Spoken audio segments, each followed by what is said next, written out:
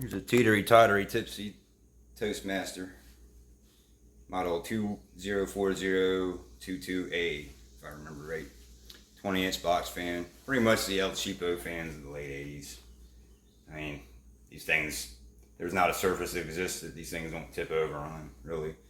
And normal box fan feet don't fit on these very well. It makes it kind of lean forward. I haven't gotten around to building feet for this one yet. I found this fan a couple months ago at a local thrift store for $6, which I thought was a pretty good deal since it's pretty good shape. Mine's missing its handle. But yeah, it works good on all 3 speeds.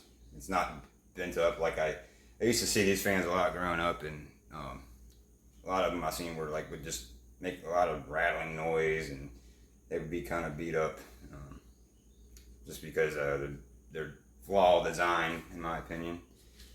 But closer look at this fan. Got the mocha colored blade set, Toastmaster wagon wheel hub. Yeah, like a mocha color, I guess, and the baked brownie colored brown painted cabinet and knob.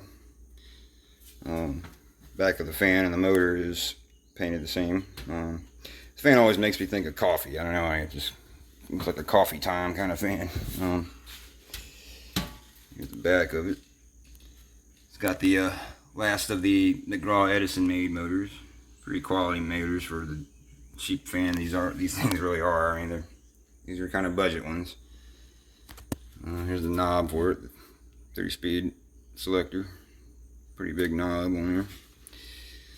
And I did have to put some zippy tailles to keep the wiring intact. When I found it, the wires were just kind of like that was another kind of flaw of these. They didn't really route these wires very well. Originally, I think they came with clips on there, and probably the previous owner lost them or something.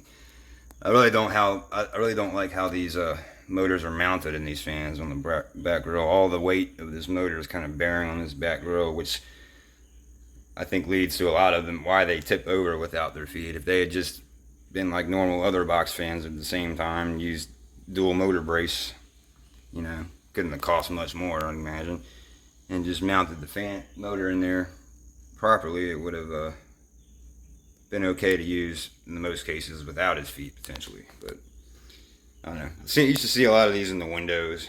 People would mainly use these in like windows as like a, you know, big window fan. So they work quite well for that. And a lot of the times, this fan's back grill is surprisingly not bent or anything. It's pretty flush. There's no big dents. There's a couple little dents around here. I mean, they're never going to be perfect. But the biggest thing on these, if these back grills get dented because of that motor being mounted on there, it'll cause a lot of issues with balance and all that.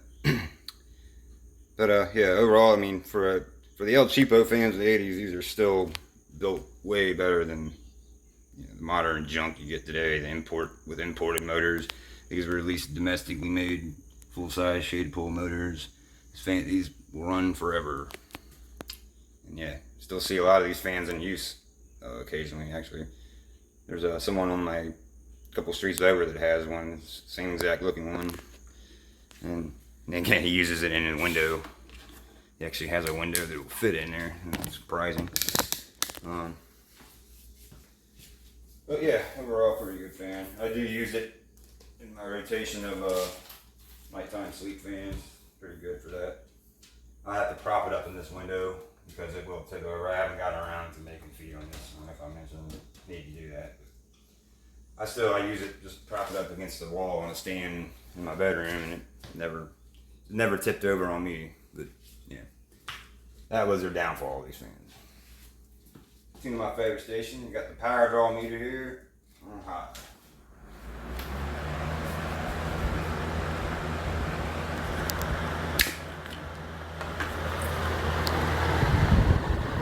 Pretty good air mover, really. These are pretty much comparable to the Lakewoods as far as air movement. I mean, of course, the appearance doesn't look as nice, but yeah, we're doing 2 amps, about 2.1 amps. 154 watts.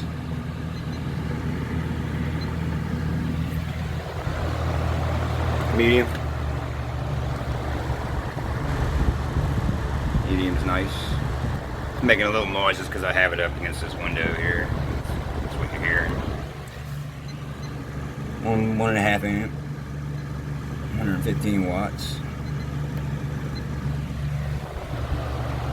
Low.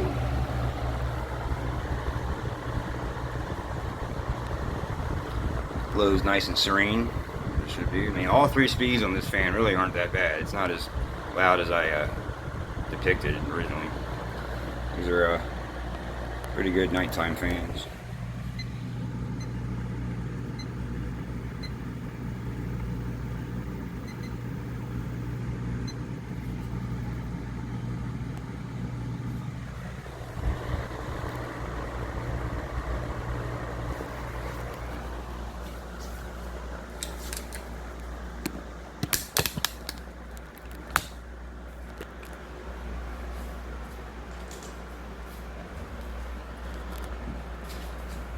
Back to high.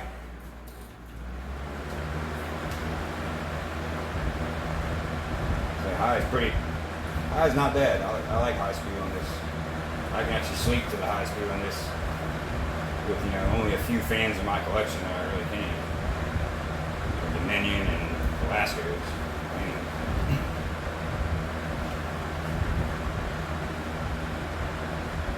And high was still drawing 2 amps. Not fluctuating any. So. Check the spin down time.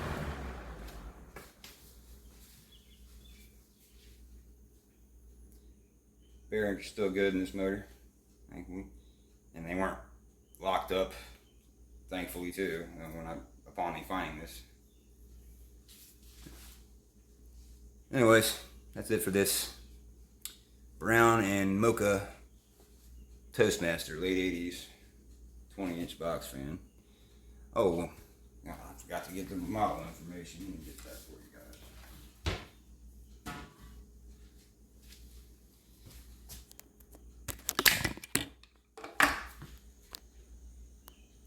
It's the Edison.